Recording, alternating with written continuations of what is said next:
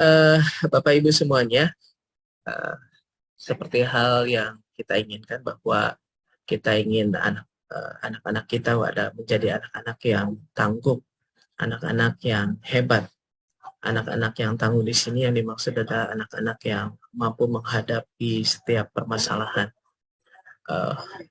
Anak-anak yang siap berdiri kembali setelah terjatuh, begitu, dan berjuang kembali, memperbaiki apa yang kurang, apa yang salah dalam perjalanan belajar Ananda. Nah, maka tentu ketangguhan adalah hal yang penting atau kompetensi yang harus dimiliki oleh Ananda. Bapak Ibu semuanya, tentu semuanya rumah adalah madrasah pertama. Ibu adalah madrasah pertama di rumah. Madrasah atau tempat belajar bagi anak-anak ya, yang pertama sebelum sekolah. Ya. Sekolah disebutnya sebagai rumah kedua, begitu ya. Begitu. Meskipun fasilitasnya banyak, tetap saja nomor dua. Nomor satu tetap di rumah. Maka tentu kita harus tahu bagaimana caranya membentuk anak-anak yang tangguh dari rumah, begitu ya. Baik, insya Allah hari ini materinya akan disampaikan oleh Ibu Rita Anggorowati. Ibu Rita sudah bergabung? Sudah, insya Allah. Insya Allah, siap. Baik, sebelum bicara lebih banyak, barangkali mungkin izin memperkenalkan diri dulu atau ya. Bu Rita ini adalah kakak tingkat saya sebenarnya di UPI, gitu ya, di UPI. Beliau kuliah di jurusan bahasa Inggris, ya, lulusan UPI, sarjana pendidikan bahasa Inggris. Kemudian juga menyelesaikan magister pendidikan di bidang administrasi pendidikan. Dan kemudian doktor juga di administrasi pendidikan UPI. Juga punya banyak sertifikat, banyak mengikuti pelatihan juga ya Bu ya. Insya Allah. Ini apa, NLP Society, terus juga tentang Forum Director of Advocacy Research and Partnership Indonesia, NLP Society, ya. Terus juga Asosiasi Fasilitator BMS Global Training Consulting since 2019. Luar biasa. Juga jadi dosen di Politeknik Kesehatan dan STIA Bandung. Dan sekarang menjabat juga kepala sekolah di Sigma Omni School. Luar biasa. Baik, kepada Bu Rita, saya persilakan. Masya Allah, hatur nuhun pisan Pak Imam sudah diperkenalkan. Terima kasih banyak Ibu Imas atas kepercayaannya. Assalamualaikum warahmatullahi wabarakatuh. Waalaikumsalam warahmatullahi wabarakatuh. Ya Allah, Bunda yang tersayang, Masya Allah, terima kasih sudah mengikhlaskan waktunya pada pagi hari ini untuk bersama-sama kita belajar. Jadi sebetulnya kalau saya kebetulan qadarullahnya diundang sama Bu Imas, itu saya sedang mau menyerap pembelajaran dari ayah bunda sekalian. Bismillah, walhamdulillah, wassalatu wassalamu ala rasulillah, la haula wala quwata illa billah, amma ba'du, rabbi sholli sodri, wa yassirli amri, wahlul uqdatam min lisani yafqahu qawli. Segala puji bagi Allah atas segala limpahan rahmat dan karunia-Nya. Salawat serta salam semoga tetap tercurahkan kehariban Rasulullah Sallallahu Alaihi Wasallam, keluarga, sahabat, serta umatnya hingga akhir zaman. Ayah bunda, saya mohon izin sekiranya nanti pada saat pemaparan akan ada presentasi sedikit, namun kemudian kita akan lebih banyak berdiskusi insya Allah. Jadi nanti kita akan interaktif saja, sekiranya di perjalanan ada yang ingin ditanyakan, begitu ya Pak Imam ya, nanti mungkin boleh memberikan tanda kepada Pak Imam supaya saya bisa stop share gitu. Gitu ya Pak Imam ya. Oke, berapa lama waktu saya Pak Imam? Saya khawatirin nanti kejong-jonan. Iya. Mungkin 1 jam 50 sampai 60 menit. Oke, itu sudah termasuk tanya jawab ya Pak Imam ya? Atau belum? Belum sebenarnya. Oh belum, Masya Allah. Saya akan usahakan tidak selama itu ya Ayah Bunda, karena khawatir nanti Ayah Bunda bosan mendengarkan suara saya. Baik, saya mohon izin sedikit share screen saja. Jadi ini yang akan kita bahas Ayah Bunda pada kesempatan kali ini sekitar tadi kalau kata Ustadz Imam sekitar 50 sampai 60 menit ke depan kita akan bicara mengenai mendidik anak tangguh dari rumah. Tadi prolognya sudah sangat manis disampaikan oleh Ustadz Imam dan juga Ustazah Imas gitu ya, oleh Ibu Imas disampaikan bahwa perlu ada kerjasama antara pihak orang tua, sekolah, dan juga stakeholder atau komunitas yang berada di sekitar sekolah, di mana nanti naungannya itu adalah siswa-siswi, anak-anak kita, sehingga apapun yang terjadi pada anak-anak kita merupakan tanggung jawab kita sebagai orang tua dan juga mungkin pihak sekolah yang nantinya membersamai mereka di rumah kedua. Tadi kalau kata Pak Imam sudah disebutkan rumah keduanya. Baik, halaman kedua ini tadi sudah sama Pak Imam, saya tolong jangan dibaca bagian kanannya, tapi saya mau cerita, saya punya 3 orang anak laki-laki juga, jadi ayah bunda, saya juga sama masih belajar membersamai mereka, mudah-mudahan Allah mampukan saya dan juga ayah bunda semua untuk bisa membersamai mereka, menjadi anak-anak yang tangguh menghadapi masanya mereka, karena masa mereka tadi Ibu Ima sudah sampaikan akan berbeda dengan masa yang kita alami pada saat ini. Apapun yang kita berikan, pembekalan-pembekalan itu adalah sedang mempersiapkan mereka di masanya nanti, masa yang mungkin belum terbayangkan, sama seperti kejadian 2 tahun kemarin ketika pandemi menyerang gitu, hampir 3 tahun sebetulnya, 2020 di awal kita dikejutkan oleh adanya satu kenyataan dan kondisi di mana bukan hanya anak-anak gitu, orang dewasa saja tidak siap menghadapinya gitu. Kita juga perlu tangguh dan resilience tadi ya, kalau kata Pak Imam sudah disebutkan. Nah, ketiga anak saya ini sebetulnya fotonya sudah agak lama, saat ini mereka sudah lebih bertumbuh lagi. Hanya ibunya saja yang berkembang ke pinggir ya dengan bapaknya. Kalau anak-anak ya alhamdulillah tumbuhnya ke atas. Jadi yang paling besar saat ini semester 3 di Fakultas Psikologi UIN SGD Bandung. Kemudian yang nomor 2 mohon doanya ayah bunda sekalian, saat ini kelas 12 sedang mempersiapkan diri menuju jenjang berikutnya. Dan hari ini sedang mengikuti university tour katanya, supaya tahu apa yang ingin dia tempuh nanti selepas dari SMA. Kemudian yang bungsu saat ini kelas 8 mau naik kelas 9 tahun depan di SMP, jadi mungkin seusia dengan putra-putri ayah bunda sekalian. Dan ini kami juga masih belajar, sehingga tadi saya sampaikan, kalaupun nanti ada materi yang saya sampaikan, itu sebetulnya materi pengingat buat saya dengan suami gitu. Jadi bukan hanya sekedar menyampaikan, tapi ini juga yang sedang kami perjuangkan bisa dipraktekkan di rumah dalam kehidupan sehari-hari. Mangga, jadi tentu saja segala sesuatu perlu ada maksud dan tujuannya agar tidak belok kemana-mana. Nah, insya Allah nanti kita akan berfokus kepada 3 hal ini ya ayah bunda sekalian. Setelah sesi ini mudah-mudahan nanti ayah bunda bisa mengenal apa itu resiliensi atau ketangguhan, definisinya seperti apa, tangguh itu seperti apa, kemudian apakah tangguh menangguhkan, karena ada bahasa Indonesia itu bisa memiliki 2 arti gitu ya. Ada penangguhan yang artinya penundaan atau ketangguhan yang artinya daya juang. Nah, yang mana yang mau kita bicarakan pada hari ini, mempersiapkan anak yang tangguh itu yang seperti apa. Kemudian kita akan mengetahui gambaran umum mengenai ketangguhan anak serta sama-sama berdiskusi mengenai bagaimana sih caranya mendampingi proses ketangguhan siswa atau anak, karena juga di sini saya melihat ada rekan-rekan dari Sekolah Bintang Madani, Bapak Ibu Guru, Masya Allah, terima kasih ya sudah ikut membersamai juga, kita sama sharing, nanti sama-sama sharing gitu ya, bagaimana sih secara memberdayakan dan bukan menjadi terperdaya gitu. Apa yang kita pikir tadinya membuat anak-anak tangguh, apakah benar-benar membuat mereka tangguh atau justru sedang menjerumuskan mereka ke dalam lingkup-lingkup yang tidak kita sadari. Yuk kita sama-sama sadar dulu. Kita lanjut. Saya ingin mungkin kalau ada yang mau open kamera, kemudian open mic, dipersilahkan. Tapi kalau mau ada yang di kolom chat juga nggak apa-apa gitu ya Pak Imam ya. Semenit ke depan silahkan ayah bunda pendapatnya mengenai makna tangguh menurut ayah bunda itu apa? Boleh, silahkan. Barangkali ada yang mau raise hand, open mic. Apa sih makna tangguh? Atau mau di kolom chat, kebut-kebutan di kolom chat boleh. Supaya kita bisa sama-sama saling tahu, terutama saya. Saya jadinya belum kenal dengan ayah bunda sekalian. Silahkan boleh. Apa sih tangguh itu?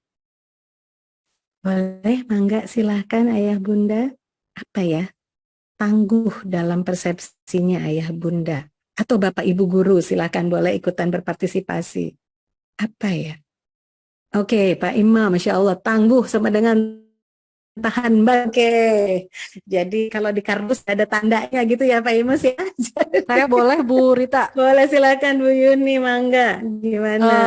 Tangguh itu kuat Nah, menghadapi apapun. oke, tangguh itu kuat menghadapi apapun, Masya Allah. Ini ada Ibu Lela ya, orang tua dari Malik sepertinya, tangguh dapat beradaptasi di setiap zaman atau keadaan, Masya Allah. Ada lagi kah ya Bunda? Nah, tangguh itu kuat menghadapi segala tantangan dalam hidup dan bisa mencari solusi untuk keluar dari permasalahan. Ada dua kata kunci ya. Kemudian ini Mam Fahri, anak yang dapat mengelola masalahnya sendiri. Kayak tangguh pada anak, berarti sudah spesifik ya, tangguh pada anak. Kemudian ada lagi nih, tangguh sama dengan pantang menyerah, terus bangkit. Ada lagunya itu ya, saya lupa yang nyanyinya siapa itu, Hi-Fi itu ya. Kita semua boleh jatuh tapi harus bangkit kembali gitu ya. Nggak berani dinadain, takut sumbang nanti saya menyumbangkan lagu. Kemudian Pak Azami, tangguh bisa yang tidak sesuai dengan keinginan dan bisa terus menyemangati diri. Masya Allah ya. Ini secara konsep dari berbagai macam pendapat, kita kayaknya tangguhnya sudah mulai di halaman yang sama nih Pak Imus ya. Jadi bukan tangguh yang menunda gitu ya, bukan penundaan. Saya minta penangguhan waktu pembayaran ya Bapak Ibu mungkin. Jadi beda, alhamdulillah. Jadi konsep kita hari ini tangguhnya pantang menyerah, tangguh berani menghadapi kenyataan, katanya mangga. Kita lanjut ya Bunda, terima kasih banyak. Ini sudah mau ikutan partisipasi. Kita akan coba cek. Kalau menurut para ahli, kita ngomongnya yang ahli aja ya, bukan kata kita. Tapi ternyata kalau saya baca dan kemudian dengar tadi dari Ustazah Yuni, sepertinya sih mirip karena ada gambarnya di bagian bawah ya. Sudah ada kata kunci itu, ada bayi orok di bawah. Jadi yang pertama, resiliensi itu kalau menurut Revih dan Sate ini menyatakan bahwa resiliensi atau ketangguhan adalah kemampuan seseorang dalam mengatasi, melalui, dan kembali kepada kondisi semula setelah mengalami kejadian yang menekan. Jadi seseorang itu akan disebut tangguh kalau sudah pernah jatuh. Kalau belum jatuh, belum tangguh, karena belum tahu apa makna jatuh itu sendiri gitu ya. Dia sanggup bangkit kembali, pantang menyerah, Masya Allah tadi ya. Kemudian yang kedua, menurut bahasa secara, karena tadi sudah disebutkan sama Ustadz Imus ya, saya memang latar belakangnya bahasa di S1, jadi mau nggak mau saya ulik-ulik tuh bagian kebahasaannya. Resiliensi berasal dari kata Latin resilere, yang memiliki makna bangkit kembali. Jadi betul ya, tadi jatuh dulu, bangkit lagi. Setelah jatuh mau terpuruk makin ke dalam. Nah kalau itu terpuruk artinya bukan tangguh. Atau mau mengharapkan anak-anak, atau bahkan jangan-jangan ketika kita bicara ini, kita juga sedang bercermin kepada diri kita sendiri gitu, merefleksi. Setelah jatuh, kondisi yang tidak menguntungkan, kondisi yang sakit misalnya atau traumatis, mau seperti apa? Sehingga kalau kata kunci singkatnya, dilihat dari gambar yang ada di pojok, resiliensi atau ketangguhan itu sebetulnya adalah proses penanganan stres dan pulih dari trauma serta kesulitan. Jadi disebut tangguh itu kalau kita sudah berhasil melalui satu fase. Kalau ibaratnya tapal kuda gitu ya, mungkin ada teori U gitu, theory of change yang teorinya U. Kita pernah ada di atas posisi normal, mungkin nggak atas banget, bukan di bagian kita yang maksimal, biasa-biasa aja, tapi oke kondisinya, baik-baik saja. Kemudian ada satu masa di mana keokean kita, kondisi normal kita itu ada tantangan, ada ancaman, sehingga membuat kita tersandung masuk ke dalam tadi tuh tapal kuda yang bagian bawah. Nah, ketangguhan itu adalah bagaimana kemudian kalau teori U itu kan habis dari bawah naik ke atas. Nah, tangguh itu proses naik ke atasnya tuh Ayah Bunda. Jadi bagaimana seseorang itu bisa bangkit lagi setelah sudah terpuruk. Itu jadi kata kunci dulu ya. Kalau sudah pernah terpuruk artinya pernah berbuat salah atau tidak. Gitu ya. Itu kata kunci. Oke, kita akan lanjut. Nah, di Quran ternyata sudah disampaikan. Kalau di Al-Insyirah ayat 5-6, sesungguhnya sesudah ada kesulitan itu ada kemudahan. Dan sesungguhnya sesudah kesulitan itu ada kemudahan. Jadi teori U itu benar. Kalau sudah turun di bawah, sebetulnya Allah sudah menjanjikan akan ada kemudahan. Hanya kemudian, bisakah kita memaknai masa sulitnya itu?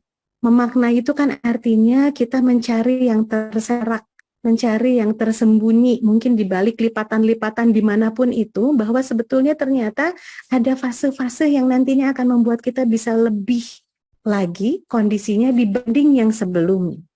Karena kalau sudah terpuruk dan tidak percaya akan adanya ayat ini, seolah-olah kalau sudah sulit, biasanya akan sulit. Padahal janji Allah tidak pernah berdusta, itu akan kemudahan. Tapi yang bagaimana? Nah, kemudian di surat Ar ayat 11 disebutkan, yang dijanjikan itu adalah orang-orang yang akhirnya mau berubah. Theory of change lagi. Karena kalau selalu melakukan hal yang sama, aktivitasnya sama, pikirannya sama, perasaannya sama, perilakunya tetap sama, bagaimana mungkin kita berharap ada sesuatu yang berbeda di ujung sana? Sehingga Allah menyatakan bahwa sesungguhnya Allah tidak merubah keadaan suatu kaum, sehingga mereka mengubah keadaan yang ada pada dirinya sendiri. Nah itu, kemampuan untuk akhirnya mau, nah itu ya, mau melakukan itu kan rasa, mau melakukan sesuatu. Artinya yang perlu diotak-atik adalah pikirannya. Karena tadi Pak Imam udah sebut-sebutin bagian NLP. Nah di situ bagian NLP-nya berperan gitu ya. Pikiran apa yang perlu kita kembangkan supaya ada rasa yang menggerakkan kita mau melakukan sesuatu. Karena kalau pikirannya masih dipelihara, masih menyimpan-nyimpan bagian yang gagalnya, jangan harap perasaan kita nantinya akan merasa berhasil.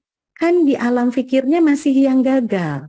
Sehingga itu masih tersimpan. Itu pun yang terjadi pada anak-anak, ayah bunda.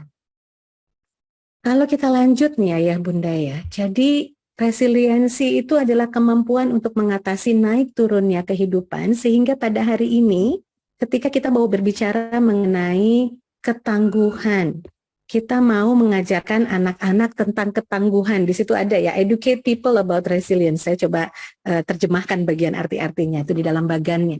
Ketika kita mau mencoba mengenalkan anak-anak atau orang-orang, berarti sebetulnya kita sendiri juga sudah harus siap dan paham dulu. Belum, kayaknya sudah hampir dipastikan akan gagal kalau kita mengajarkan segala sesuatu yang belum pernah kita praktekkan sebelumnya. Tatarannya hanya teori saja misalnya gitu ya. Nah, anak-anak pun nanti akan merasakan hal yang sama kalau ternyata kita bilang, ayo anak-anak harus tangguh dong. Tapi mereka melihat orang tuanya, nanti ada bahasan mengenai role model. Atau guru-gurunya ketika menghadapi suatu kondisi gagal, terpuruk jatuh. Kita pernah ingat kalau masa PAUD, mereka akan menjadi spons yang sangat luar biasa menyerapnya. Saya beberapa tahun bekerja di kantor kementerian yang bergerak di bagian PAUD dan parenting, sehingga saya tahu ternyata masalah di 11 negara itu hampir sama. Ketika anak-anak sudah menyerap dengan sebegitu cepatnya, kitanya yang kurang cepat untuk agile, fleksibel melihat perubahan, bahwa sebetulnya anak-anak mencontoh kita. Nah, ketika kita bicara tentang ketangguhan, sebetulnya ada hal-hal yang perlu kita lihat. Ada hal-hal yang perlu kita kenali. Yang pertama, kalau kita bicara tentang ketangguhan, sebenarnya kita sedang mencoba diri kita untuk bisa membangun, menguatkan, dan mempromosikan hubungan yang suportif. Itu kata kunci nomor 1. Hubungan kita itu perlu menjadi hubungan yang memang penuh dengan dukungan. Kita mendukung anak-anak kita mendukung pasangan kita mendukung lingkungan situasinya. Itu yang pertama. Kemudian yang kedua, ketika bicara mengenai ketangguhan, kita perlu fokus kepada kemandirian dan tanggung jawab. Bukan menyiapkan lingkungan yang 100% steril, aman, tanpa bahaya bagi anak-anak kita. Berapa lama ayah bunda kita akan bisa mendampingi mereka? Saya terhitung cukup beruntung bisa mendapatkan kasih sayang bunda saya, mama saya, selama 21 tahun. Tapi saya anak pertama ayah bunda. Adik saya sampai usianya berarti karena beda 3 tahun, 19 tahun. Yang bungsu pada saat ibu saya dipanggil kembali kepada sang pemilik, usianya masih 9 tahun. Itu adalah hal-hal yang tidak bisa kita kemudian kendalikan. Takdir Allah tidak bisa kita kendalikan. Sehingga yang perlu kita pikirkan adalah kenapa menjadi harus fokus kepada kemandirian dan tanggung jawab, pola pengasuhan macam apa yang sudah kita kenalkan. Karena kalau jangan sampai anak saya nanti digigit semut. Kalau ayah bunda dulu suka ingat ya, ini tidak terjadi pada ayah bunda tentu saja, pada pengasuhan masa dahulu dan mungkin di negara-negara lain di luar Indonesia, di mana kalau ada anak kejeduk meja, yang dimarahin mejanya. Mejanya nakal katanya gitu ya. Itu kita tidak sedang mengajarkan ketangguhan. Karena akan selalu ada pihak yang salah di luar sana, di luar dirinya, terhadap segala sesuatu ketidaknyaman yang terjadi. Nah, itu kita jadikan fondasi dulu ya Bunda ya. Itu yang dua hal pertama. Hal yang ketiga, kita kalau ngomongin tentang ketangguhan itu kita bicara mengenai fokus mengelola emosi. Nah, pada ilmu emotional intelligence atau kecerdasan emosi itu ada 4 aspek. Social awareness, harus sadar dulu terhadap emosinya, baru nih kepada emotional management, managing emotional. Jadi stress management itu baru bisa dikelola kalau kita sudah kenal. Baru nanti mulai membuka pola hubungan dan juga memanage hubungan. 4 hal di EI, di emotional intelligence. Jadi yang pertama, ketika kita bicara mengenai fokus pada mengelola emosi, yuk kita evaluasi diri. Tidak pernah ada kata terlambat ya Ayah Bunda. Silahkan dimulai kapan saja. Dan tidak perlu menyesali yang sudah terjadi. Terima saja dulu kondisinya bahwa, oh dulu saya belum memperkenalkan tentang kecerdasan emosi kepada anak saya misalnya. Tapi alih-alih menyesali itu artinya nggak tangguh ya. Karena menyesali yang sudah terjadi. Apa what to do next-nya? Orang tuanya juga perlu tangguh nih. Kita perlu bagaimana supaya anak bisa mengelola emosinya, bagaimana caranya mereka supaya kenal sama emosinya sendiri. Dan yang terakhir, membuka kesempatan pada tantangan pribadi. Karena tadi ya, ini fokus kepada kemandirian, kepada tanggung jawab, bahwa akan ada tadi yang disebut tangguh itu kalau sudah pernah jatuh gitu kan. Berarti akan ada challenge, akan ada tantangan, akan ada hambatan. Nah, yuk dibuka dulu ruang-ruang itu. Tidak takut kepada tantangan. Kalau bahasa Jermannya epesmeer ya Pak Imus ya. Udah ketakutan duluan gitu ya. Jadinya tuh kemudian akhirnya tidak membuka kesempatan pada tantangan-tantangan yang mungkin saja terjadi di depan sana. Tapi bukan berarti harus kemudian jadi membuang rasa takut sama sekali. Karena sebetulnya takut itu kan hadir ada maksudnya. Supaya kita bisa lebih berhati-hati. Itu kan. Kita maknai yang lebih positifnya seperti apa.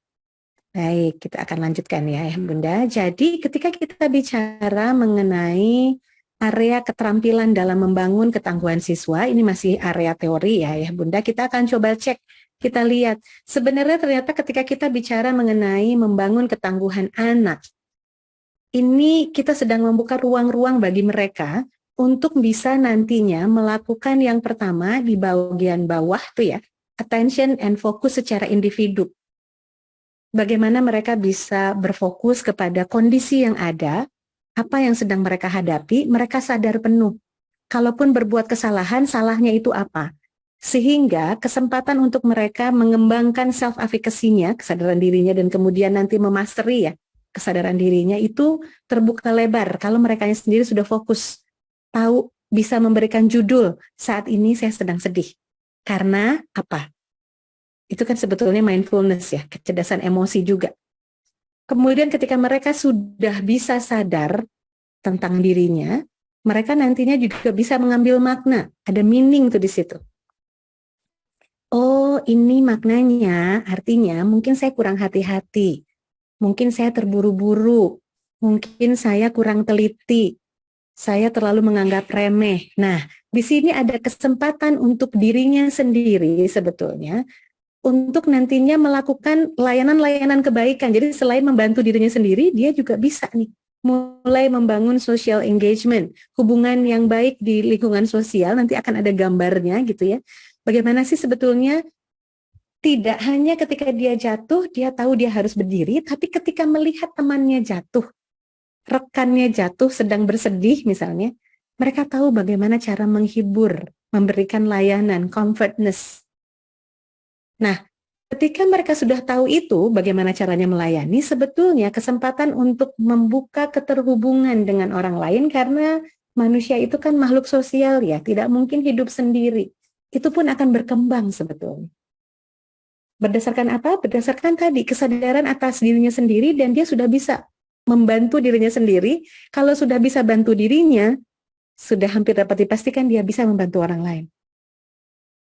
Karena dia tahu dia ingin diperlakukan seperti apa, dia juga nantinya akan memperlakukan orang lain, mungkin melebihi, bukan hanya sama ya, Ayah Bunda semua, melebihi dari apa yang kita harapkan. Dan nanti di ujungnya, karena ini kecerdasan emosi, tentu saja ini pembangunan karakter, akan ada kesempatan bagi mereka untuk melakukan self-refleksi, refleksi diri. Apa yang sudah baik, apa yang belum baik, apa yang bisa ditingkatkan. Nah, ketika kita bicara mengenai resiliensi di dunia psikologi ini sudah berkembang sebetulnya ada 7C, ketangguhan.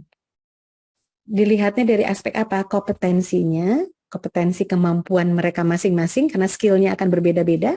Kemudian confidence, kepercayaan dirinya, nanti ketangguhan anak yang tangguh itu kepercayaan dirinya akan berbeda. Connection, bagaimana mereka bisa membuka diri, membuka peluang kerjasama dengan orang lain. Karakternya juga akan meningkat. Kemudian anak-anak yang tangguh tentu saja akan lebih bisa berkontribusi kepada lingkungannya.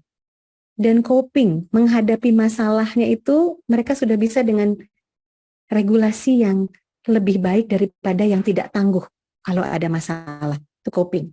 Kemudian controlling, bagaimana mereka memanage dirinya sendiri, itu anak-anak yang tangguh akan bisa menunjukkan hasil yang berbeda. Nah, di sini ada gambar nih, Ayah Bunda. Sebetulnya based on science, berdasarkan penelitian, never give up atau resiliensi itu sebetulnya terdiri dari beberapa faktor pendukung yang bisa membentuk ketangguhannya.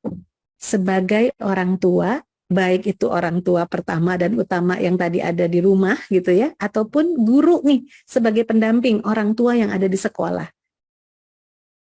Note catatan paling penting yang pertama bagi para orang tua adalah jadilah role model yang suportif, jadi contohnya. Contohnya itu berupa perilaku, behaviors. Bersikaplah tenang dan konsisten. Jangan anget-angetan gitu ya. Kadang tenang, kadang panikan gitu. Kitanya sendiri sebagai orang tua juga perlu mindful, perlu tenang, mengambil jeda. Kalau ada sesuatu tantangan di depan, tarik nafas dulu. Jeda dulu, jangan larut sama masalahnya. Sebagai orang tua, sebagai guru, you admit your mistake. Akui kalau memang bikin salah. Karena manusia itu tidak luput dari salah, kemudian bicarakan nanti ke depannya bagaimana ya supaya jadi lebih baik. Kalaupun ternyata anaknya yang sedang bikin salah, yuk kita lakukan prakteknya. Tenang, tenang dulu. Gitu ya. Oke, mereka misalnya apa ya kalau kesalahan anak SMP biasanya dia datang terlambat atau bangun terlambat, sholatnya terlambat misalnya gitu ya.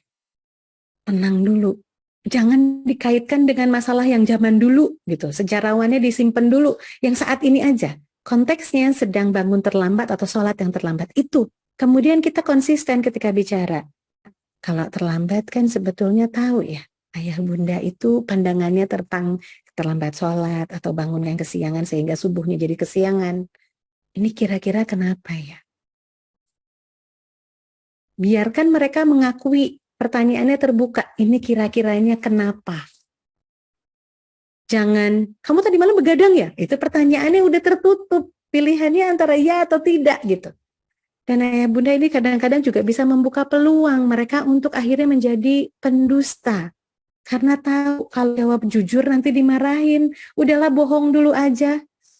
Nanti kalau misalnya lagi, bohong lagi. Karena satu kali kebohongan akan perlu ditutupi dengan kebohongan-kebohongan yang lain. Dan sebentar ya, saya istighfar dulu, astagfirullah. Jangan-jangan saya juga melakukan hal yang sama gitu.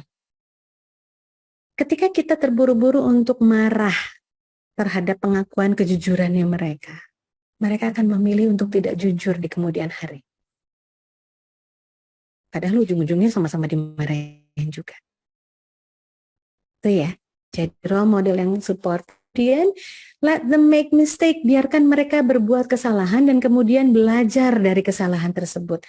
Di situ ada kalimat they will learn how to bounce back. Bounce back. Melenting kembali. Jatuh tapi melenting kalau kata Pak Imus tadi.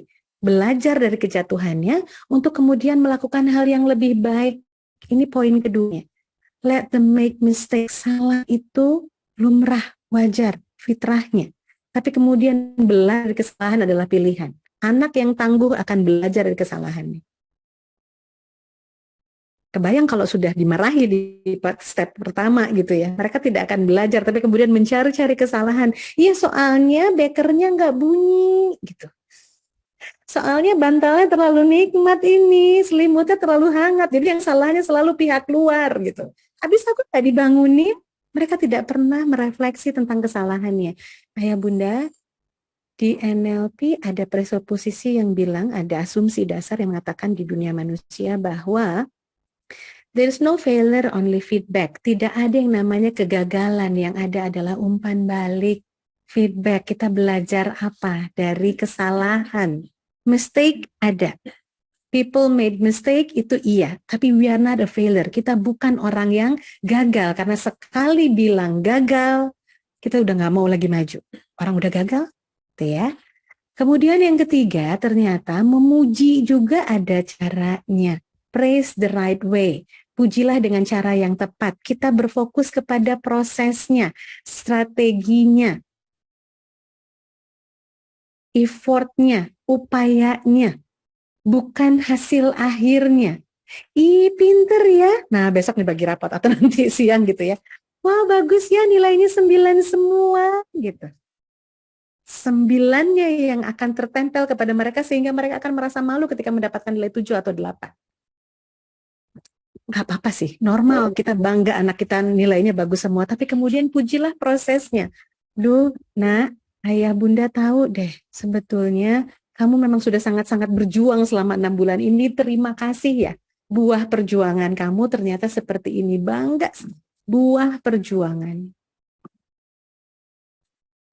Karena kalau hanya hasil akhirnya saja, mereka nantinya, nauzubillah min dalik, akan menghalalkan segala macam cara untuk mendapatkan angka yang tadi dipuji. Karena fokusnya kepada hasil akhirnya. Padahal prosesnya, kita tahu perjuangan mereka berat. Nah yang keempat, ajari mereka untuk mengenali emosi yang tadi ya. Emosi, rasa, itu fitrah. Semua emosi yang muncul itu tidak apa-apa, selama mereka tahu ini kenapa munculnya. Marah itu biasanya muncul pada saat ada kondisi yang memang tidak adil yang mereka rasakan. Sedih juga seperti itu ya, sehingga nangis rasanya, mereka bisa mengungkapkannya. Malu itu karena apa? Yang nggak boleh itu marah-marah. Cara mengekspresikan marahnya itu adalah namanya stress manajemennya, manage emosionalnya gitu. Rasanya biarkan mereka terima dulu, oh, marah ya, marahnya kenapa? Apa yang bikin kamu jadi marah? Yuk, tapi ada cara marah-marah yang sudah dicontohkan sama Rasul, itu yang kita ikuti. Caranya memanage. Tapi gini, jangan sedih ya nak, jangan nangis nanti bunda malu misalnya. Kenapa? Karena aku yang nangis bunda jadi malu. Gitu. Nah kadang-kadang kita sudah menekan-nekan emosi sehingga mereka tidak tahu bagaimana cara mengenali apa yang sedang mereka rasakan. Kemudian ajari anak-anak untuk memecahkan masalahnya. Bukan langsung memberikan jalan keluar, tapi caranya. Coba nah, ada alternatif nggak? Kalau ayah bunda, misalnya di awal belum pernah sama sekali, boleh diberikan nih opsi-opsinya. Kalau ayah bunda sih biasanya akan ada alternatif pilihannya A, B, C, D. Yuk, mana yang menurut kamu lebih cocok untuk tadi nih, si bangun kesiangan? Apakah tidurnya memang perlu lebih awal? Atau bekernya kurang keras, kalau memang salah bekernya tadi ya, gitu. Kira-kira yang mana nak? Biarkan mereka yang memecahkan masalahnya sendiri.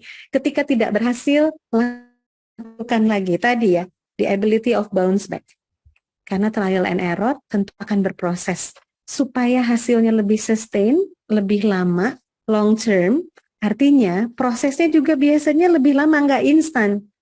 Makanan instan, nggak boleh sebut merek, kenyangnya cuma sebentar, betul nggak ya bunda? Beda dengan yang dimasak berjam-jam, dimakannya pelan-pelan dengan mindful, dia akan lebih bertahan lama. Jadi sama, perubahan yang ingin kita terapkan kepada anak-anak kita juga tentunya butuh waktu. Sabar, kuncinya ya, kita sabar. Oke, lanjut. Ini tadi ya, tentang pujian. Anak yang dipuji karena usahanya, alih-alih kemampuan atau kepandaiannya. Jadi kalau dipuji, boleh sih sesekali, tapi jangan terus-terusan. Karena khawatirnya jadi inner child ya. Ada di dalam pikiran dia inner voice. Terus nempel di kepalanya, oh anak bunda itu pintar sekali.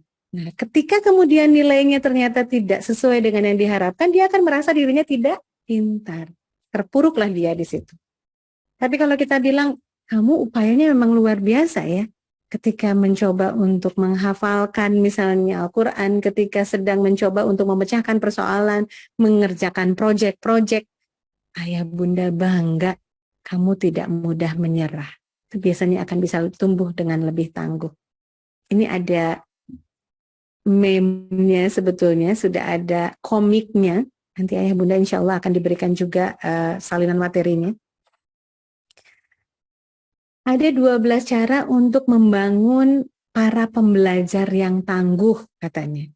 Yang pertama, bagaimana kita mengajarkan mereka mempraktekkan coping strategis, menghadapi masalahnya itu dengan cara yang tenang, tidak deg-degan, nggak dalam keadaan panik. Jadi kalau masih panik, jangan dipaksa mereka untuk mengeluarkan strategi gitu ya.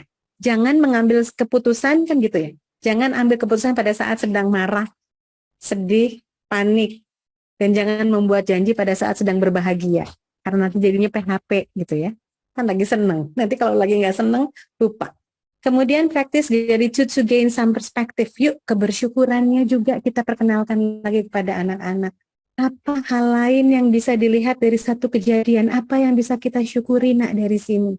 Apa hikmahnya kalau bahasa kita gitu ya? Apa makna yang bisa diambil? Kemudian ajarkan anak-anak bahwa ada pola-pola berpikir yang fleksibel. Jangan kaku, karena kalau kaku susah untuk berubah.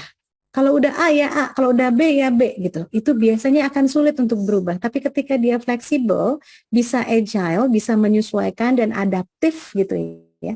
Mampu beradaptasi, itu baru yang tangguh. Kemudian yuk bersamai anak kita ketika mereka menghadapi satu kesalahan atau tadi itu disebutnya kegagalan yang sebetulnya adalah sukses yang tertunda katanya. Kita belajar dari situ. Kalau kepleset, kira-kira apa yang bisa dipelajari ya nak ya? Kalau hari ini masih gagal melakukan segala sesuatu, apa sih yang kemarin kamu lakukan? Biar mereka sadari dulu tuh kondisi yang kemarin, yang bikin mereka menjadi di dalam kondisi yang saat ini tidak berhasil, itu seperti apa? Kalau mereka sudah sadar, oh iya kemarin tuh aku kebanyakan mainnya, apanya, biarkan mereka berpendapat dulu. Kalau mereka sudah sadar, baru nanti kita bisa giring. Nah, kalau sudah tahu, nak, itu ternyata membuat dirimu seperti ini, apa yang bisa dilakukan secara berbeda? Bikinlah SMART goals-nya.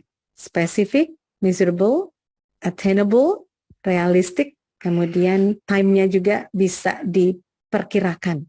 Spesifik enggak nih rencananya gitu ya. Apa yang bisa kita lakukan secara berbeda, jangan hal yang sama. Kemudian maknai, reframe, maknai ulang.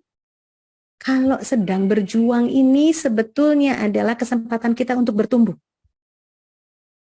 Ketidaknikmatan, ketidaknyamanan, kecapean, kelelahan, itu adalah sebetulnya ruang-ruang mereka untuk menikmati waktunya bertumbuh.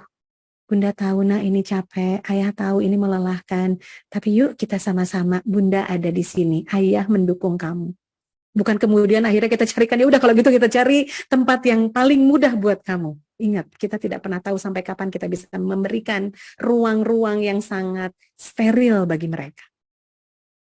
Biarkan mereka menghadapi challenge-nya, tantangannya. Kemudian teach and practice positive self-talk. Ini boleh loh, bicara dengan nurani sendiri yang memang memberdayakan, yang disebut positif itu ya. Bukan yang reaktif, tapi memberdayakan. Use confidence building strategi. Boleh gunakan strategi kepercayaan diri. Ini kalau gambarnya kayak membusukkan dada. Sebenarnya nggak kayak gitu juga ya. Tapi minimal apa sih yang kamu rasa kamu memang bagus di bidang apa? Ayo nak, potensinya apa? Sebetulnya sukanya di mana sih? Kamu tuh lebih bagusnya kalau sedang melakukan apa, dalam kondisi seperti apa? Yuk kita kenali sama-sama. Pertanyaannya terbuka. Kemudian check in with emotion on a regular basis, artinya kita tanyakan itu memang rasanya, perasaan merekanya. Setiap hari, konsistensi tadi ya nomor 1. Kita perlu konsisten kalau memang ingin bisa berhasil. Nggak angin-anginan. Nggak anget-anget kayak ayam misalnya katanya gitu ya. Kan cuma sebentar ya Pak Imus ya, angetnya pas keluar aja, udah lama ditinggalin dingin deh gitu. Nah, yuk kita konsisten. Kita ingin anak-anak kita tangguh, artinya kita juga perlu tangguh mendampingi mereka. Kemudian ada teach and encourage self-compassion. Kita ajari mereka untuk tahu nggak sih sebetulnya ini maknanya untuk apa di kemudian hari, in the hereafter. Kita hidup tidak hanya di dunia nak, tapi ada nanti masa-masa kehidupan setelah ini. Lelahnya kamu itu buat apa nantinya? Tidak ada jaminan nanti ayah bunda yang akan pergi duluan. Mungkin kalian yang pergi duluan. Persiapan macam apa nak yang sudah dipersiapkan? Mainnya kalian. Kata dunia anak memang dunia bermain. Mereka masih punya porsinya pun di SMP. Usia anak-anak itu kalau kesepakatannya UNESCO sampai usia 18 tahun. WHO semenjak pandemi mereka memperpanjang masa yang disebut anak-anak itu jadi 23. Karena mungkin kemarin sempat di WFH-kan anak-anaknya. Mereka masih anak-anak. Dan kita orang dewasanya. Encourage kids to solve problems on their own. Tadi ya, yuk kita dorong mereka, berikan ruang, kesempatan bagi mereka untuk menyelesaikan masalahnya pun ketika kita tidak setuju. Biarkan mereka mencoba dulu dan belajar dari kesalahannya. Kembali ke prinsip yang tadi. Kalau ternyata hidupnya mereka itu aman-aman saja, damai-damai saja, nah alternatif terakhir nih ayah bunda bisa diberikan. Give puzzle, brain teaser, and challenges. Berikan tantangannya, berikan permainan-permainan yang memang menantang ruang-ruang mereka untuk berkreasi, berinovasi, kasih challenge-nya. Mainan puzzle itu kan juga berundak ya, dari usia dini yang cuma 4, piece, 6, 8, sampai ribuan. Itu melatih mereka untuk resilience, dan persisten, maaf. Ada persistensi, tidak mudah untuk menyerah. Mereka nggak suka mainan kayak begitu ya, cari yang semiripannya itu apa. Mungkin diberikan contoh-contoh dalam hidup. Nih, ayah bunda kasih kalian bekal sekian ya, cukup nggak cukup, pokoknya mesti cukup. Coba nanti pertanggungjawabannya di akhir pekan, ayah bunda pengen tahu sudah dihabiskan untuk apa saja. Berapa banyak yang bisa kalian simpan, itu juga kan challenges. Kita bisa lihat. Kalaupun ternyata, bun ayah ternyata udah habis di tengah minggu, aku udah nggak punya bekal. Konsisten ayah bunda ingat ya, jangan langsung dikasih lagi. Oh kurang ya, tapi itu hasil dapat ngitung ya. Pastikan kita juga sudah berhitung. Smartnya bukan hanya berlaku untuk anak-anak, tapi juga untuk orang tua. Kita juga perlu tahu sebetulnya berapa sih pengeluaran yang normal bagi anak-anak di usia saat ini dengan harga-harga yang sekarang misalnya. Kita juga perlu di situnya mengukur dulu. Jangan semata-mata kamu harus tangguh. Zaman ayah bunda dulu. Nah, balik lagi ya jadi sejarawan. Beda ini zaman. Ada pengalaman yang bisa kita terapkan, tapi juga tidak seluruhnya sama. Oke, sedikit cerita, mungkin ini di akhir dari presentasi saya, sudah mau jam 9. Ini sudah konsen, sudah hasil meminta izin dari yang bersangkutan untuk dibagikan ceritanya bagaimana mereka berjuang dengan proyek-proyek mereka selama bersekolah 6 bulan. Beberapa Bapak Ibu guru yang ada di ruangan ini juga sudah menjadi dewan pengujinya kemarin pada saat panen karya di Students Fair. Saya akan sedikit bercerita mengenai 4 proyek yang memang menunjukkan, hampir semuanya menunjukkan resiliensi, tapi saya mengambil contohnya saja, 4 dari 14 siswa. Yang pertama ada Muhammad Fikri Albana mengambil proyek mengenai PMCD. Proyek menanam cabai rawit, cengek domba, penelitian menanam. Ini diawali dari penelitian. Bagaimana proses resiliensinya? Tadinya by textbook ayah bunda. Dia mengikuti apa yang ada di buku gitu ya, teori-teori menanam cengek domba, kemudian mengikuti juga saran dari tukang kebun di mana dia membeli bibitnya. Tapi kemudian di perjalanan dia mengetahui bahwa ternyata kalau by textbook, the growth of the chili, pertumbuhan cabainya itu ternyata tidak maksimal. Tidak cepat gitu ya. Dan akhirnya malah ada saran yang diberikan oleh kerabatnya, uaknya kalau saya tidak salah. Ini loh, ada ramuan rahasia. Katanya rahasia, jadi saya tidak boleh bagikan di sini ya. Jadi, dan itu ternyata ada di dapur rumah. Ketika di proses checkpoint pertama itu tidak berhasil, kan sempat down dong. Apa yang mau aku persembahkan ini di bulan September? Karena ternyata growth-nya baru sedikit. Dia belajar dari kesalahannya, mendengarkan dari saran orang lain, diuji cobakan sehingga akhirnya cabai rawitnya tumbuh dengan maksimal dan masuk ke dalam area penelitiannya. Di laporan artikelnya ada. Bahwa temperatur, cuaca, air, segala macam itu juga berpengaruh, tapi juga ada sistem-sistem yang kompleks. Kalau bibit cabai yang bersih berisi bibit itu memang ada rumus-rumusnya. Tapi ternyata lebih mudah menanam cabai yang disebarkan. Ternyata menurut hasil penelitiannya. Dan dia tidak putus asa. Kalau mau putus asa kan di awal juga udahan aja lah. Nggak usah diterusin penelitian karena tidak berhasil. Menanamkan konsep bahwa penelitian yang berhasil itu bukan hanya yang punya impact positif, tapi justru apa yang dia ditemukan dalam perjalanan itu juga hasil penelitian. Itu fase pembelajarannya Fikri. Kemudian yang kedua, menyulap sweater menjadi tas dari Nadira Putri Nuradiatama. Neng Nadira ini sama seperti saya, tapi saya belum move on. Nadira sudah. Tidak pandai menjahit, tapi proyek yang akhirnya dia lakukan dengan sepenuh hati justru membuat produk tas handmade tidak menggunakan mesin. Ini revisi kelima, bisa kelihatan ya. Dalam jangka waktu beberapa bulan, akhirnya dia mulai bisa memahami bahwa ternyata dia belajar learn from mistake, ayah bunda. Ternyata harus diganti dengan jahitan flanel, harusnya dijahit dulu baru di stick balik. Ada metode-metode yang dia pelajari, dia tanya kepada guru essential skills yang memang ada, dan ngobrol dengan pembimbing akademiknya bulak balik sampai akhirnya si tasnya itu kuat menahan buku-buku siswa Omni yang tebal-tebal dengan desain yang ergonomis, tadinya kecil, kekecilan, melorot gitu ya. Resiliensi. Kemudian yang ketiga ada Zafira Najia, di situ dilihat. Ini percobaan yang pertama. Ternyata hasil surveinya rasanya 58%, ini ada lagi sebetulnya. Bentuknya hanya sekian persen, sampai 3 kali percobaan. Percobaan yang kedua, rasa yang pertama sebetulnya sudah sangat enak, tapi kemudian mahal harganya, tidak mungkin dijual dengan harga pasaran siswa. Sehingga dia belajar untuk membuat ini. Contoh yang kedua ini, percobaan ini, bentuk secara HPP masuk, tapi kemudian ketika dirasa, kok rasanya begini? Mohon maaf, ibu kepala sekolah lidahnya cerewet. Saya bilang ada yang salah ini, enggak miss, I've been trying so hard, dia bilang, semuanya sudah saya kurangi. Coba dirasain sendiri, saya bilang. Berdua, saya bilang ini ada yang salah. Rasanya ada yang gigit balik. Dan ternyata akhir dia, astagfirullah, miss saya lupa mengurangi vanila, satu unsur kecil. Semuanya sudah dikurangi, timbangannya, gramasinya, vanilanya lupa, tetap sama. Sehingga itu yang menggigit balik. Ini percobaan ketiganya. Secara bentuk, secara rasa, Masya Allah, Alhamdulillah, dan bisa dijual dengan harga yang sesuai dengan harga siswa. Itu resiliensinya. Tidak kemudian terpuruk, udahlah nggak mau lagi bikin, udah terserahlah proyek-proyek, udahlah nggak mau dikerjain, nggak begitu. Dan yang terakhir, ini proyek dari Hairi Akila Sidki. Sidki biasa kami panggil. Proyeknya adalah jasa memberikan layanan pembuatan logo sesuai dengan yang diinginkan para customernya.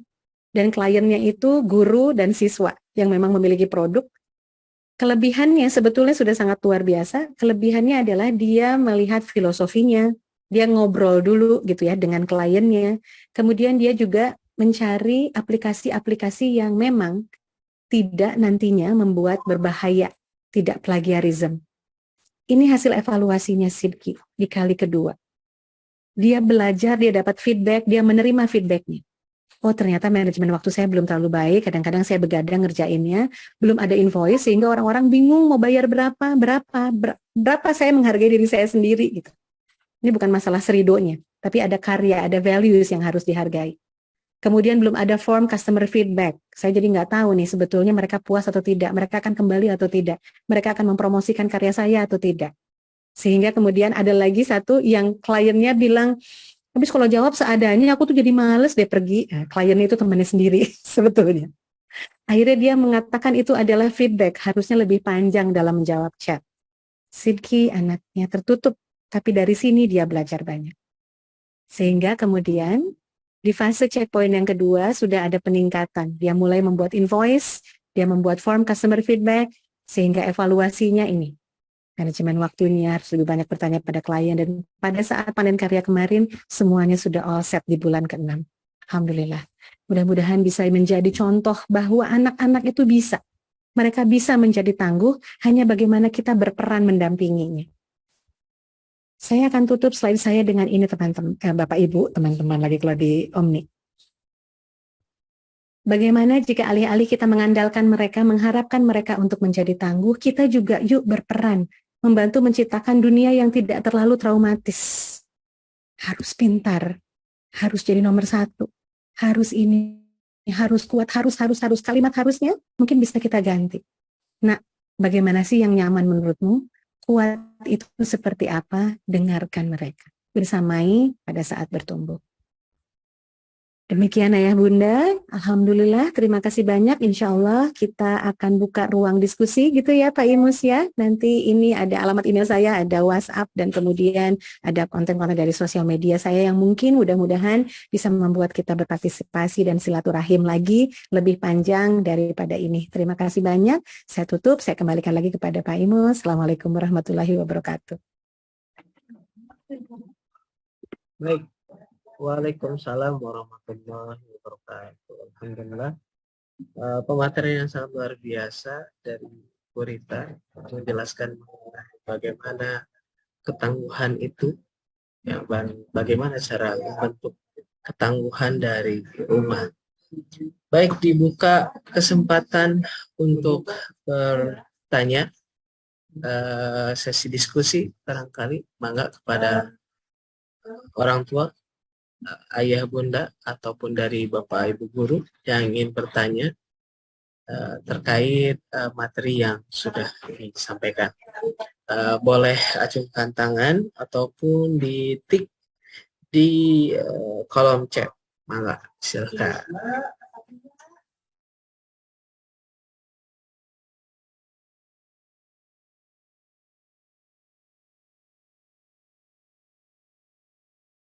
Mudah-mudahan saya tidak menambah kebingungan ya Ayah Bunda. Siap. Oh, mungkin dari Pak Soleh. Dari Pak Soleh barangkali ada yang oh, ini ada Bu Yuni. Insyaallah. Oh, iya. Mangga Mas Yuni, silakan. Baik, terima kasih. Masya Allah, luar biasa Bu Rita. Insyaallah. Jadi banyak merenung saya Bu Rita. Aduh, luar biasa. Terima kasih banyak. Yang mau saya tanyakan begini Bu Rita, kalau yang kami hadapi di baik itu di lingkungan sekolah ya ataupun di dalam kehidupan masing-masing kami begitu di luar sekolah. Kalau yang dinamakan dengan ketangguhan itu ketika kita terpuruk dan itu ketika kita ada masalah dan tidak dianggap terpuruk begitu. Sebetulnya untuk bangkit lagi itu ukurannya berapa lama gitu sehingga itu tidak dinamakan terpuruk gitu ya. Tetapi ketika ada kekecewaan atau ada tadi kemarahan gitu ya, ada sesuatu yang tidak sesuai, pasti kita akan bereaksi, menimbulkan reaksi-reaksi yang tidak terduga barangkali kadang-kadang ya. Nah, untuk dikatakan bahwa itu adalah sesuatu yang normal dan tidak dikatakan hingga terpuruk gitu atau berlarut-larut itu sampai berapa lama dan apa ciri dari bahwa kita ini sudah move on dari apa yang sudah terjadi? Aduh, Masya Allah, Masya Allah. Ini ya konteks terpuruknya berapa lama gitu ya. Itu tentu saja nanti kalau gitu ya, kita cek itu sebetulnya akan kembali kepada konteksnya masing-masing dari kita nih, Miss Yuni ya. Jadi maksudnya kita yang tahu, bahkan kalau tadi ditanya bagaimana sih tahu bahwa kita sebetulnya sudah move on, itu ketika misalnya kita dihadapkan pada kondisi yang mirip atau sedang membayangkan kondisi saat itu terjadi, kita sudah tidak lagi berlarut-larut menangisi atau meratapi. Itu artinya kita sudah move on. Kadang-kadang yang kita lakukan itu kan hanya menumpuk, menyembunyikan di sudut-sudut gitu ya. Pokoknya disimpan aja, seolah-olah sudah hilang. Udah kok, aku udah maafin, aku udah ikhlasin. Secara lisan kita sudah bilang, tapi ketika ada sesuatu yang mirip atau orangnya pelakunya muncul di hadapan kita, lewat aja nih nggak ngapa-ngapain, ting ting ting ting ting ting gitu ya, terus kita masih nangis, artinya belum move on. Karena ternyata ikhlasnya kita baru sampai di tataran bicara aja, belum di otak-atik bagian pikiran yang masih disimpan, hanya ditumpuk menunggu meledak sewaktu-waktu. Kalau diundang, gitu. Tapi kalau ditanya berapa lama sih yang disebut terpuruk dan kemudian berapa lama juga orang yang akhirnya bisa disebut sudah tangguh dan resilient. Itu ada speed masing-masing kita, kan orang-orang kita akan berbeda-beda ya, Miss Yuni. Hanya gini, perbedaannya adalah bukan di masalah waktu, tapi bagaimana kita memaknainya. Orang yang terpuruk ciri-cirinya sudah sangat jelas. Nanti arahnya sudah kayak yang ke depresi tuh. Nggak mau lagi mencoba hal itu, traumatis. Mungkin tidak sampai terpuruk, tapi dia trauma sehingga nggak mau lagi melakukan hal yang sama. Jatuh dari sepeda, kemudian nggak mau ngulang lagi naik sepeda, itu traumatis. Artinya itu belum tangguh, karena dia belum berani. Tapi kemudian yang bisa kita lakukan bukan memaksa dia naik sepeda, tapi memframing, dikasih makna ulang, kita ajak ngobrol kejadiannya dulu gimana sih nak waktu jatuh, apa yang kamu lakukan. Jadi bukan dipaksa, tapi mencoba untuk mengingat dulu, tatarannya masih abstrak. Kan sama ya, lagi belajar matematika juga, mungkin ini guru matematika nanti bisa cerita bareng-bareng sama saya. Kalau belajar itu kan nggak langsung abstrak ya, konkretnya dulu gimana. Nah ini di reverse, karena ini hubungannya dengan traumatis. Kalau kebayang, kalau lagi trauma kita kasih abstraknya, ini sepedanya. Yang ada kan mereka nanti jadinya kejer. Kalau matematika harus ada dulu tuh konkretnya. Nah ini reverse-nya, sistemnya keterbalikannya. Bagaimana mereka nanti bisa merekonstruksi ulang di alam pikirnya, yang bikin saya takut itu pada saat kejadian jatuhnya kayak gimana, posisi kaki saya di mana, seperti apa. Kalau kira-kira bisa beda, nak, apa yang bisa kamu lakukan secara berbeda supaya nggak ngerasa takut. Jadi yang di otak-atik itu adalah kenangannya dulu. Karena khawatirnya yang ada di pikiran dia itu sebetulnya bukan kejadian sebenarnya. Karena di alam pikiran kita itu ada yang namanya delesi, distorsi, generalisasi. Ada yang dihapus, ada yang disama-samakan, ada yang kalau generalisasi kita sama ratakan, bukan disama-samakan lagi, hubung-hubungkan, bukan ya. Misalnya gimana? Itu ada fungsinya nggak delesi? Ada dong. Nah, tadi habis bangun tidur kamu ngapain aja? Ya langsung ke sekolah aja, delete. Padahal kan nggak mungkin dia langsung bangun tidur, buka mata gitu ya, turun dari kasur, wudhu dulu gitu. Dia ada delesinya. Nah, kejadian ketika dia jatuh misalnya, atau yang membuat kita terpuruk juga, itu kan yang kita simpan hal-hal yang ingin kita simpan, yang ingin kita ingat. Nah, kita bongkar di bagian situnya tuh, Miss Yuni. Dicek. Kalau ternyata kemudian masih terus-menerus ada di situ, berarti ya itu bagian pikiran yang perlu kita otak-atik. Kenangannya seperti apa sih? Harus di-healingkan dulu begitu ya Bu ya. Disembuhkan dulu begitu ya. Memaknai ulangnya itu betul, disembuhkan. Kalau healing sekarang kan jadinya saya juga mau ya healing jalan-jalan. Ya, kalau jalan-jalan. Healing itu menyembuhkan ya Bu ya. Betul. Healingnya bahasa apa nih? Bahasa Sunda. Nah, healing bahasa Sunda mah menyingkir Bapak Soleh. kata mah haling di sini. Aduh, sudah mulai plesetan-plesetan ini luar biasa. Terima kasih banyak. Ya Allah, atur nuhun Miss Yuni. Pak Soleh kayaknya udah open mic ya Pak Imus. Coba kita undang. Bangga. Silakan. Pak Soleh. Aduh, apa kabar Bu Rita? Sehat? Insya Allah, alhamdulillah, luar biasa. Allahu Akbar. Sehat ya Pak Soleh? Saya tuh jadi suka ingin curhat kalau mendengarkan tausiah Bu Rita. Aduh. Sangat menarik. Saya off cam aja kalau gitu, malu. Salah ya. Oke. Bu Rita mau nanya,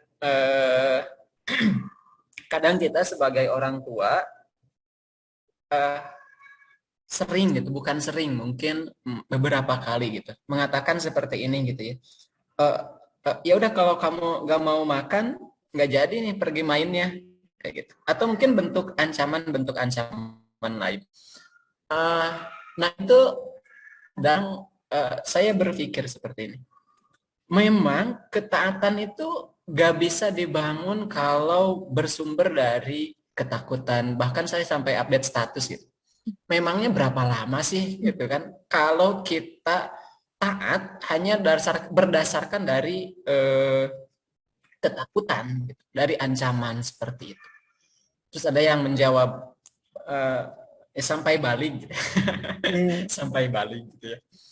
Terus saya bertanya lagi, orang yang membalas tersebut.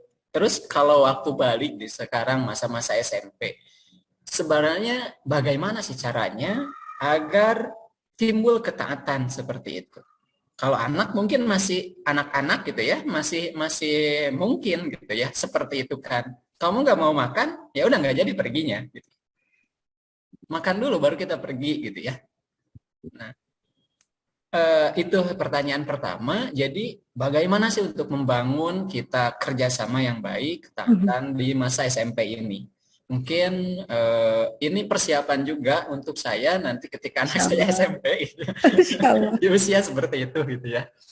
Itu yang pertama. Kemudian yang kedua, benar gak sih kalau kita melakukan seperti itu, mungkin cenderung ancaman seperti itu akan menimbulkan dampak-dampak negatif seperti itu.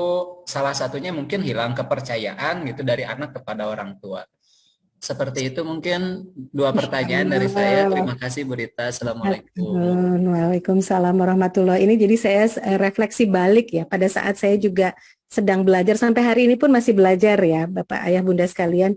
Saya dulu belajar menghadapi kayak lagi konfrontir ya. Saat saya membersamai anak-anak kami yang nomor 1 dan nomor 2 dengan rentang usia yang tidak terlalu jauh ya. Mereka itu hanya terpaut 2 tahun.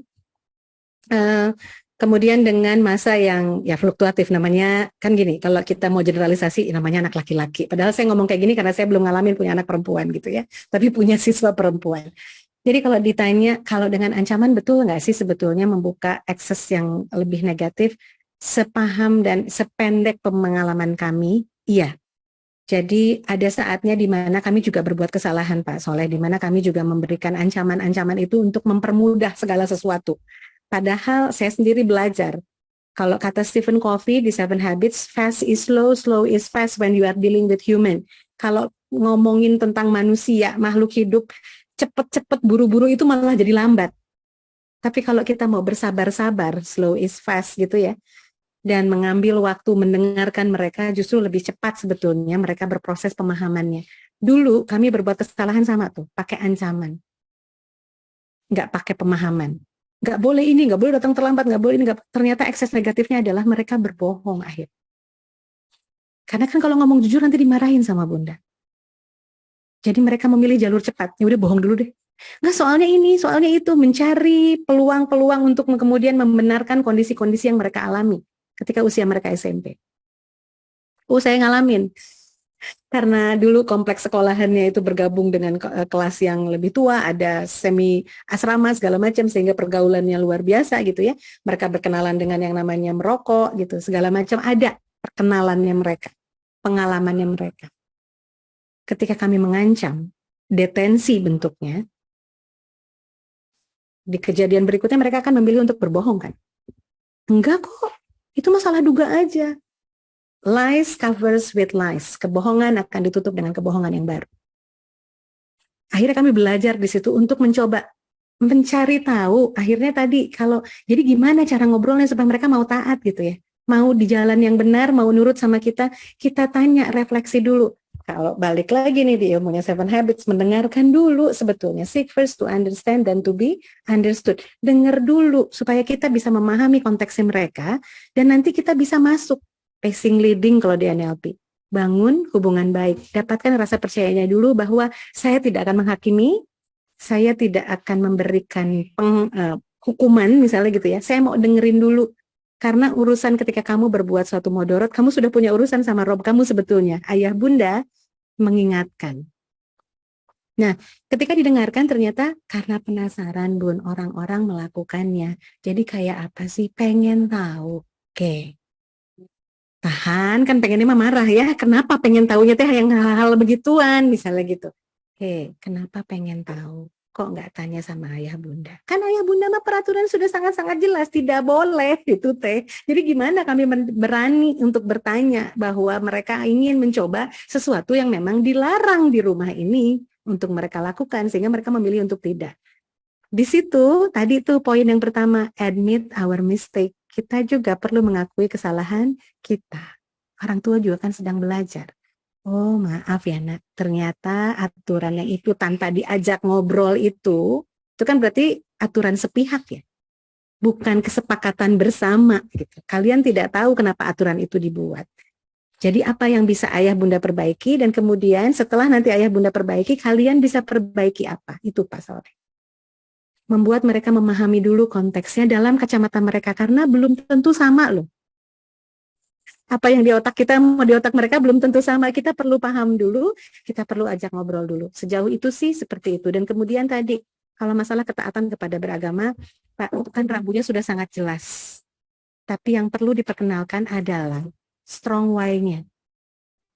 Bukan hanya semata-mata dogma ini harus, tapi kemudian manfaatnya apa sih, Nak? Ayah Bunda boleh cerita enggak? Pengalaman-pengalaman kita ceritakan gitu ya. Kalau nanti sudah taat dalam aturan A, B, C, D, sebenarnya keberkahan macam apa yang bisa kita dapatkan. Kalian pernah nggak ngalamin? Nah itu, tanya. Kalau pernah, pernahnya yang seperti apa? A, B, C, D. Jadi diperkenalkan Pak, komunikasi tetap jadi nomor 1. Dengarkan terlebih dahulu, jangan dulu berikan penghakiman. Nah, ini tadi kayaknya saya baca nih Pak Emus nih. Kalau ada anak terpuruk atau terjatuh, baiknya langsung didampingi atau menunggu mereka terbuka. Sebagai orang tua, tentunya kita bisa menangkap sinyal ya. Ini mungkin ayah atau bunda gitu ya. Ketika kita sudah menangkap sinyalnya, kita dampingi, tapi dalam bentuk pendampingan yang memang menanti mereka untuk bercerita. Tapi kita ada di sana. Jadi mungkin bisa disampaikan, ayah bunda kayaknya ngerasa ada yang berbeda nih sama kakak. Nggak kayak biasanya. Mau cerita nggak? Kapanpun sesiapnya, ayah bunda akan luangkan waktu. Tapi konsisten ya, kalau kita sudah bilang ayah bunda akan luangkan waktu, artinya kita memang akan berkomitmen meluangkan waktu supaya mereka percaya sama kita. Karena tadi kalau angin-anginan, trustnya runtuh lagi. Kalau trustnya sudah runtuh lagi, susah nanti ngulang lagi dari pertama lagi. Gitu ya. Jadi menunggunya jangan pasif maksudnya. Tetap didampingi, tapi biarkan sampai mereka siap. Biarkan mereka tahu bahwa kita memang ada bersama mereka. Apapun kondisinya, kita ada bersama mereka. Bukan di belakang, bukan di depan, kita di samping, membersamai. Ini sependek pengetahuan, anak harus dikenalkan dengan konsekuensi logis. Yes, betul. Kalau nggak mau makan, lapar, nahan lapar bisa sakit. Tadi yang kalau contohnya Pak Soleh tadi ya, gitu misalnya. Tadi apa? Kalau nggak ini nanti nggak dapat ini gitu ya. Apa gimana tadi? Gimana tadi Pak Soleh nggak dibawa pergi gitu ya? Apa gimana tadi? Kalau nggak mau ini nanti nggak diajak pergi gitu ya. Pak Soleh hati-hati ya. Ada masanya nanti memang anak kita itu udah nggak mau dibawa-bawa nanti ya. Kalau sekarang masih mau, bersyukurlah ya bunda ya. Diintilin sama anak-anak, bersyukur. Nanti kita akan kangen. Saat ini pun kami susah sekali. Mau bikin janji, pengen jalan-jalan aja harus bikin janji jauh-jauh hari. Ayah bunda kosong di tanggal sekian, kalian kosong nggak nak? Sampai begitu. Kenapa? Karena mereka sudah hidup dengan dunianya masing-masing. Yang kuliah, yang sekolah, anak saya qadarullahnya bersekolah di tempat-tempat yang memang mereka bisa mengekspresikan dan mengeksplor dirinya, sehingga punya jadwalnya sendiri. Bersyukur kalau masih bisa diintilin, Masya Allah, nikmatin, susah itu buat ngulang. Gitu. Apa batasan yang membedakan masukan, saran, dan arahan yang kita berikan memberikan efek membangun, bukan tuntutan. Tadi dari mulai intonasi, pola kalimat, ya, cara penyampaiannya. Kalau nggak mandi, gatel, betul tadi kata Pak Imus ya. Dicoba dirasakan, betul nggak sih? Kalau, nah gini, kalau Abi nih, kalau Abi nih biasanya Abi kalau nggak mandi, gatel-gatel di daerah sini. Tapi nggak tahu deh kalau kakak, mungkin beda ya kalau kakak mah gitu. Kalau Abi sih berasanya kalau nggak mandi itu suka agak-agak, kalau di rumah kami bilangnya smelly cat ya. Jadi yang salahnya kucing, kucing yang bau, smelly cat kita. Gara-gara lagunya Phoebe di serial Friends. Nggak tahu nih teman-teman ada yang nonton apa enggak. Kalau nggak mandi nanti smelly cat misalnya gitu. Atau kalau dulu sih kalau lupa minimalnya baca bukan ngafalin ya. Karena kami tidak bukan tipe yang kemudian harus belajar di ujung-ujung hari ayah bunda. Ini kan beda-beda ya, preferensi ayah bunda mungkin berbeda. Kalau kami tipenya adalah udah dicicil belum belajarnya gitu. Jadi bukan yang di hari mau disuruh baca buku. Jadi kalau mereka nggak baca buku kami marahin. Jadi udah mulai dicicil belum? Sudah sampai sejauh mana kalian paham gitu ya? Paham nggak sih? Enaknya apa belajar ini? Enaknya apa belajar itu? Gitu.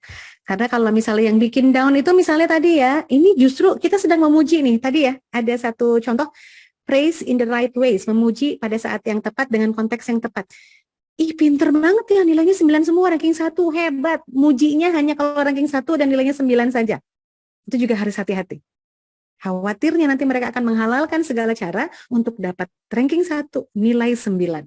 Kalau enggak, berarti orang tuanya tidak akan bangga. Padahal kan pencapaian itu tidak hanya sekedar angka. Oke, sampai usia berapa sebaiknya reward material untuk anak-anak? Tergantung konteksnya ya ayah bunda, tapi kemudian carrot and stick, metodologi carrot and stick ya, memberikan reward and punishment itu bukan salah, tapi kemudian khawatir dijadikan satu pembiasaan. Seiring bertambahnya waktu, kadang-kadang nggak mempan juga, karena ada tipe-tipe preferensi anak-anak yang justru mungkin menjauhi.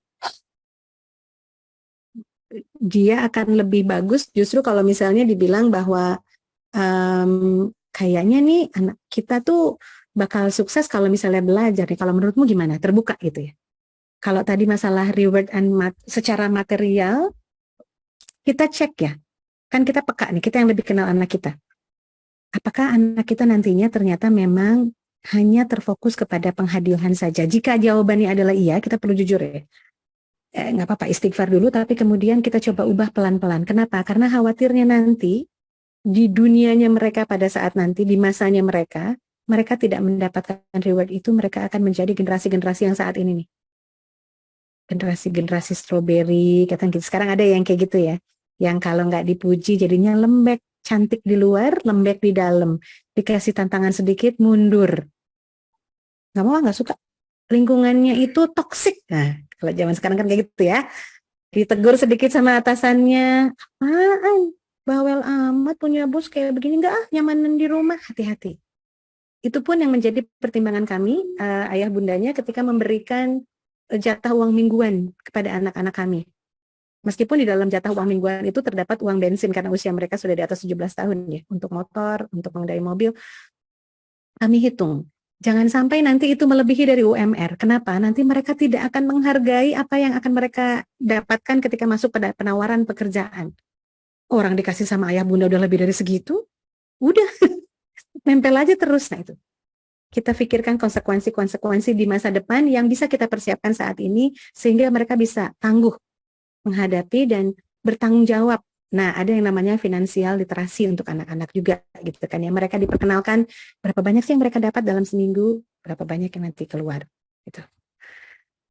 Banyak hal kalau ngomongin parenting itu nggak selesai, bahkan nanti kalau katanya pun sudah menikah itu mereka sudah menjadi parents yang baru, peran kita sebagai parents belum berhenti. Kadang-kadang katanya parents itu akan berhenti ketika salah satu di antara kita sudah masuk ke liang lahat. Gitu ya bunda. Oke, generasi strawberry, pengaruh dari pengasuhan ini masuk ya tadi saya ngomongin strawberry, oke. Pertanyaan kedua, ada waktu-waktu terbuka tapi nggak mau. Oke, kalau gitu penasaran. Oke, boleh dari bunda atau ayahnya Zangki ya. Pengaruhnya dari pengasuhan bisa jadi dan juga pengaruh dari lingkungan sekitar dan dengan siapa dia bergaul, dan makanya kenapa kita sebetulnya kalaupun melakukan pengawasan bukan berarti kita melarang-larang mereka bergaul dengan siapa gitu ya. Biarkan mereka bergaul dan tahu bahwa memang ada hasanah kebudayaan sosial di lingkungan mereka, tapi mereka tetap tahu bahwa yang terpenting itu adalah bagaimana mereka mewarnai lingkungannya, tidak semerta-merta diwarnai. Karena kalau artinya dia selalu menjadi objek saja, korban. Biarkan mereka menjadi pelakunya. Kemudian apakah memang itu ada pengaruhnya dari pengasuhan? Bisa jadi. Tapi kemudian itu juga perlu diteliti lebih jauh lagi. Yang penting terbuka. Mereka dibiasakan untuk konsekuensinya, bahwa jatuh itu berdarah. Yang dipukul jangan jalannya, jangan sepedanya. Tapi ditanya, apa yang salah ya kira-kira tadi bisa jatuh. Supaya mereka logis. Nggak nyalahin. Kan nggak logis ya. Kalau sepedanya jadi salah atau mejanya jadi salah itu nggak logis banget gitu ya. Pukul mejanya, pukul sepedanya gitu. Kemudian kalau ada pertanyaan kedua, waktu-waktu satu momen mereka bisa enjoy, satu momen mereka tidak enjoy, sama seperti kita ya ayah bunda kita juga kan moody kadang-kadang ya, sometimes. Kenapa? Ada beban gitu ya, ada pikiran, capek, lelah. Yuk sama-sama menghargai, tapi tolong ini aja dipetakan, kalau mau sih bisa distrukturkan sebetulnya. Kapan sih mereka itu nyaman bercerita? dalam konteks yang seperti apa, mereka nyamannya kalau wajah kita tuh seperti apa. Jadi reverse-nya ke diri kita ya. Karena kita tidak bisa berharap kepada orang lain di luar diri kita sendiri. Kita hanya berharap kepada Allah saja. Jadi kalau pas lagi nggak mau cerita, kita inget-inget. Justru ingetnya yang pas lagi manisnya. Kita tunggu sampai dianya mau, tapi dampingi. Pastikan mereka tahu bahwa kita tuh ada. Dalam masa cerianya maupun dalam masa murungnya. Kayaknya lagi nggak oke nih. Kalau bahasa saya dengan anak saya, karena laki-laki semua ya. Kayaknya lagi nggak oke ya. Oke. Do you want me to leave? Biasanya saya suka tanya. Mau bundanya pergi dulu apa enggak? Gitu. Nanti biasanya mereka bilang nggak apa-apa kok, it's fine. You can be here. Misalnya gitu, ya udah saya nanti duduk. Nggak usah ngajak ngobrol, temenin aja gitu. Ada di situ aja. Tapi tidak mengganggu juga ya, nggak yang annoying. Ada di situ kemudian yang gitu, nggak usah. Temani saja sampai akhirnya nanti mereka juga merasa yang gini loh Bun. Biasanya gitu ya, kalau mereka sudah merasa ada nyaman. Tapi berikan ruang, berikan waktu. Sama seperti kita, ketika kita juga sedang dalam masa ingin sendiri kan, kita ingin diberikan ruang jeda. Tunggu sampai mereka juga merasa nyaman dan berkenan gitu. Karena konsen, makanya kayak tadi ya, foto-foto tadi saya sebetulnya sudah mengirimkan materi sebelumnya kepada Bu Imas, tapi saya belum berani memberikan slide yang itu karena saya belum dapat konsennya. Tadi saya tanya dulu kepada keempat orang itu, boleh nggak Ibu mau cerita tentang kalian mengenai resiliensi. Ketika konsennya sudah saya dapatkan, baru terus saya bikin slide-nya satu. Anak-anak pun punya hak bahkan sejak dini, suka atau tidak. Kan kadang-kadang gitu ya, cabinya kita posting, nanti siap-siap ya, kalau mereka sudah masuk remaja, kita agak hide. Tanya, berkenan nggak sih ada postingan gambar-gambar kalian di sosmednya Bunda? Kalau nggak berkenan, ikhlaskan. Karena itu hidup mereka, itu wajah mereka. Nah, ketika ada pemahaman bersama tentang hal-hal yang mungkin kita anggap sepele, tapi itu kalau untuk safeguarding, karena saya juga meneliti di bagian child protection-nya anak-anak, itu tidak sederhana. Tidak sederhana memposting gambar-gambar muka anak-anak tanpa seizin mereka. Gitu Ayah Bunda.